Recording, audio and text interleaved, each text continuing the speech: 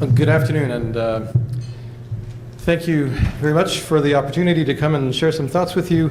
Thank you also to the organizers for convening a really unique forum, and my perspective about how we think and talk about the future of our community. And it's important to have these kinds of opportunities where we can get together and reflect on our city and where we might be going. And I'm particularly intrigued by the title of this conference, Responsible Citizens Looking into the Future. So I wanted to talk for a little while about what I think that means in terms of being a responsible citizen in Calgary at this particular point in time. I was asked to speak a little bit about poverty because it's something I've spent a bit of time thinking about over the last few years.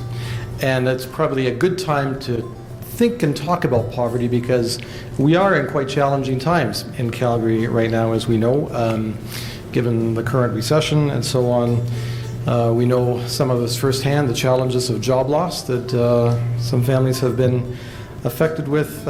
We see also that indicators like of community stress, like use of the food bank, and even disturbingly indicators of community stress like the increase in domestic violence are sort of in our consciousness these days. And these, of course, are important issues, and they do present a crisis to a great many people. But I think if we want to have a serious discussion about poverty, we have to start a little bit further back. And I think, in my mind, the starting point for a discussion about poverty begins with important questions about our identity as citizens and how we relate to one another in community, which I think really gets to the heart of the question that that's been put before us today. So I'd like to spend some time this afternoon reflecting with you on these questions of identity and what I think it means for us as we ponder the future, our future together in Calgary, thinking about that in the context of poverty. So I want to start with this question of identity. And it's something, we all have multiple identities. I consider myself to be, my identities are husband, father, public servant, rather poor and aspiring musician. And we all have many, many personal identities, and those are the things that shape our lives. But we also have public identities. And I think we have three that I want to reflect on. The first is our identity as citizens, which is really about our identity as people who share the same space. It's perhaps our primary identity as Calgarians, as Albertans, as Canadians, and it's important because it defines who we are not only by where we live, it's not just geography, but it's also says something about the community to which we attach ourselves and find affinity. And it's in that community that we experience this web of relationships where we have with each other reciprocal rights and obligations. That's been our primary identity for thousands of years. But I think over the last 100 years or so, our public identity has shifted so that we now have a new public identity, a second identity, which is as consumers. And it almost seems now like our identity as consumers is as important as our identity as citizens. We hear lots about the importance of consumer confidence, and it's almost like our ability or desire to consume is almost a moral obligation to us, as our economic and social health seems to depend on it. But I think even that has morphed recently into a third public identity, and that's our identity in the public sphere as taxpayers. We have a Canadian Taxpayers Federation. Politicians defend the rights of taxpayers. I was even surprised recently to learn that there's even a Taxpayers' Bill of Rights. Out of interest, I did a Google search, and I looked for the words taxpayer, consumer, and citizen in the Calgary Herald. When I searched that, there were 2,400 references to consumers, 570 to taxpayers, and only 300 references to citizens. And when I went to the Government of Canada website, I found there were 94,000 references to consumers compared to only 24,000 references to citizens. So clearly the way we think about and define ourselves has changed. But does it matter? I think it does matter. I think it matters a great deal in terms of how we relate to each other in community. As citizens, we relate to each other as equal members of community with both rights and responsibilities. Our citizenship is inclusive. It involves everybody. It's not dependent on any such parameters as ability, income, social status, and so on. But it exists by virtue of the bonds of community that we have with each other. But it's very different from consumer relationships, which are not inclusive, but only exist to the extent that you're involved in the marketplace. If you've got something to spend, you're part of that society, and if you don't, then you're left behind. If you're not in the market, you have no power.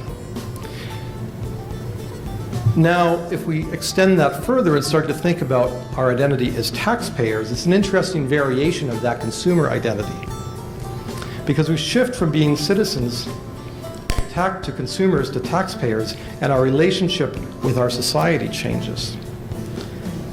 As taxpayers, our relationship to each other as citizens becomes a consumer relationship where we're essentially buying services from the government, much like we pay for a television or for groceries or for a car.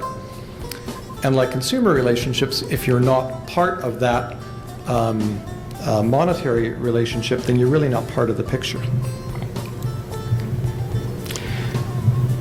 What does this have to do with poverty?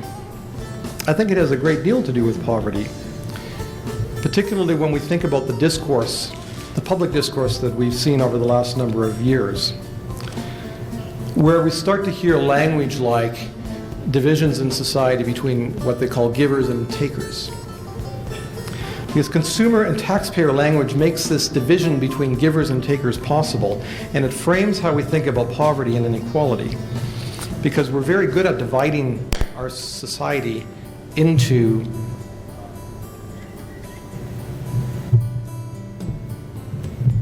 I think we're still working. We talk about the poor and the non-poor. We talk about the poor as if they're a separate species, like there's something qualitatively different about a poor person. And when you do that, it's easy to see the poor as people who are other than us. And then it allows us to assign blame and to deny rights and so on. And it's easy for this to quickly become a competition between the poor and the non-poor, between us and them, between taxpayers and tax takers. Even among the poor, we distinguish between the deserving and the undeserving poor, which determines how we define our charity. Sometimes it's easy, we might find it easy to give money and charity to somebody who we consider to be deserving, but not so much to somebody who we might think is undeserving. And when we do that, then of course we have a power relationship, because it's me who's determining who's deserving and who's undeserving of my charity. We also have commercialized and transactionalized that charity, so that suddenly we no longer have individual relationships with people, but they're mediated through our charitable giving to organizations who I can determine which ones I want to support or not. And if I choose wisely, I get a tax receipt, which is very different from our relationships with each other as reciprocal relationships as members of the same community. So while I've been asked to speak about poverty, I'd rather not focus on poverty at all, because the problem with the word poverty is that it implies this group of people called the poor. And as soon as we divide the world into poor and non-poor, we set up that us and them situation, which fractures the community. At best, it moves us towards charity, and at worst, it sets up a conflictual relationship that can justify all manner of indignity to those defined as poor. The distinction between the poor and the non-poor is also problematic, I think, because it belies the fact that in fact we're all vulnerable. And I believe it's the sense of our own vulnerability that's at the root of the stigma that we assign to poverty. We recently conducted a survey of Calgarians, and what we found, interestingly, was that over 1/3 of those we surveyed had said that they have personally experienced poverty themselves in their own life. If we assume that each one of those people has at least one other significant person in their life, at least 2/3 of us have some very, very personal, close-hand experience to poverty. We also did a survey of people and found that over half of us are concerned about not having enough, not saving money for the future. Almost half are worried about having too much debt. 1/3 are worried about not having enough money for housing, and 1 in 5 are worried about not having enough money for food in one of the most prosperous cities in Canada. So perhaps our failure of empathy around issues like poverty is not because of our distance from it, but our proximity to it, that we're too close to it. And it sets up a mindset of fear and a mindset of profound scarcity. Fearful of not having enough, we compete to accumulate, and we hang on to whatever we can. And when we frame our relationships with our neighbors as one of competition, we fracture the bonds of community and erode our greatest collective strength. I think what we really mean when we talk about poverty has got nothing to do with income. It really is about a social wound that divides and separates people from each other. And it's our personal experience and fear of that that is at the heart of most discussions about poverty. And it's that wound that's in need of healing.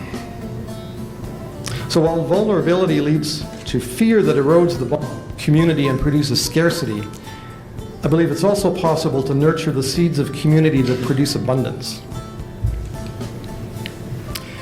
If poverty is actually sort of a tear in the social fabric, then the task of ending poverty is a healing activity. It's not a tactical exercise. It's far different from designing training programs or interventions or various forms of income support.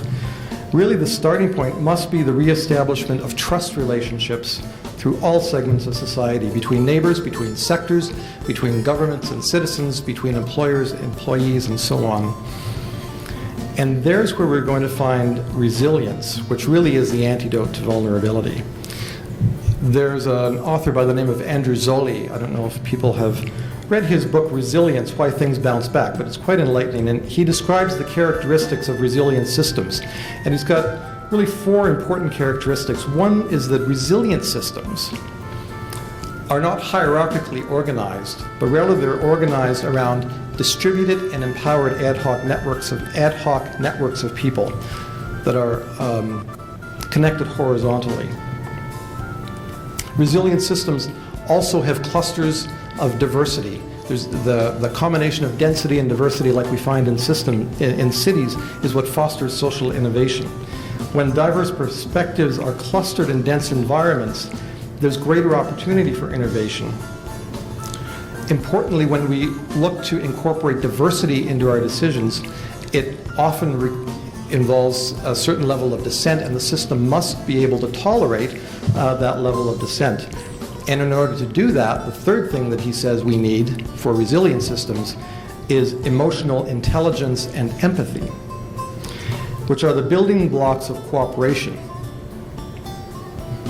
Zolli talks about in game theory how a self-interested individual in competition with an altruistic individual, the self-interested individual will win every time. But with a group of altruistic people against a group of self-interested people, the group of altruistic people win every time.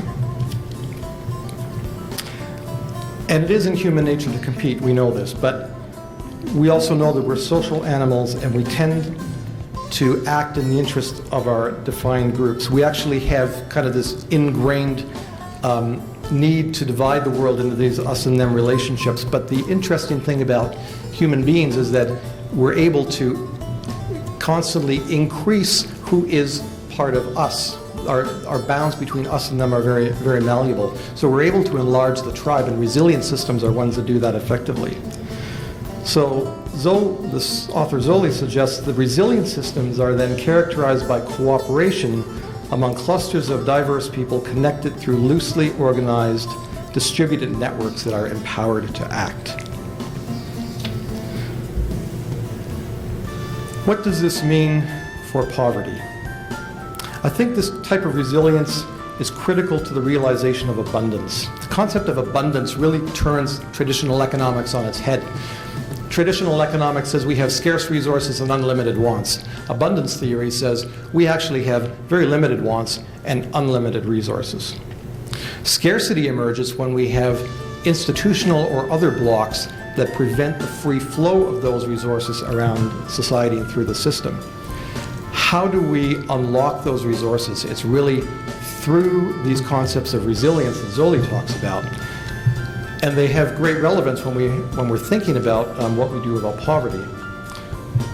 The first important principle are the principles of those of inclusion and diversity. How do we actively work to increase diversity and include in our decisions and organizations those who have been excluded? Are we actively including vulnerable people in our workplaces and organizations? And are we willing to be uncomfortable and risk getting into close interactions with people who are maybe radically different from us? The second principle is empowerment. Are we truly sharing power and decision making with those who are being affected by our decisions? Doing so requires trust, one of the foundational principles of resilience. And that requires allowing ourselves to be vulnerable in interactions with people who may be quite different from us. So we must ask ourselves, are we in fact willing to become vulnerable by giving that power and control to new voices who may not have previously been at the table? The third principle is cooperation. If we have trust, that's the basis for cooperation and the basis for a reinvigorated community where people are empowered and included and where new forms of cooperation become possible. There's a lot of talk now about the sharing economy, which is possible only through cooperation and trust. We also have a long history of cooperatives, which build new kinds of economic value through the power of community. And lastly, really what we're talking about is the primacy of relationships over systems. We must constantly examine whether the systems and interventions we devise in the guise of helping establish authentic human relationships based on reciprocity, or whether they further depersonalize our relationships and stigmatize people. In closing, I'd like to share with you something that happened to me a number of years ago. I was walking down the street downtown and I was approached by a woman who asked me for money. As I usually do, I gave her some. I tend to do that. And I expected that would be it and we'd go on our separate ways, and she said, wait, and she reached into her bag and she pulled out a granola bar and she gave it to me. And I was hesitant to take it because you're asking me for money. I gave you money. How can I take your food? And then I did something. I took it. Why did I take it? Because when I took the granola bar, something extraordinary happened. Because when I did that, she changed in both our eyes. Now she was suddenly the giver, and I had become the receiver. My act of charity was now met with a reciprocal act that for one moment equalized the power relationships between us. It restored to her some measure of dignity, and I still have the granola bar. I keep it on my desk as a reminder. I think many of us are charitable givers, which is great, but I'd like to challenge your giving. I'd like to challenge you not just to give to those who you might think are deserving, but maybe also to those who you might think are undeserving. Or further, don't just give to people who are in need, give to people who aren't in need. Give to each other. Because don't we all in some way need, and aren't we all in our own ways vulnerable? And then I challenge you to go further and be a charitable receiver, because when we receive, when we uncouple giving from need and we uncouple receiving and need, we allow ourselves to be humble recipients of the gifts of others. We like to be givers because we hold power in that relationship, but when we receive, we become vulnerable. This breaks that power down. Humbly receiving the gifts of others requires trust as we let ourselves be vulnerable. And it's this reciprocity that may be what we need to redefine ourselves again as citizens rather than taxpayers and consumers. If we address our mutual vulnerability by working together as citizens and members of community rather than as consumers, taxpayers, and charitable givers, perhaps we can reclaim the idea of the public good and move towards a just society where we all deserve. Then we'll have created a society that works better for every single one of us. And we will probably have also done something about poverty, perhaps completely by accident. Thank you.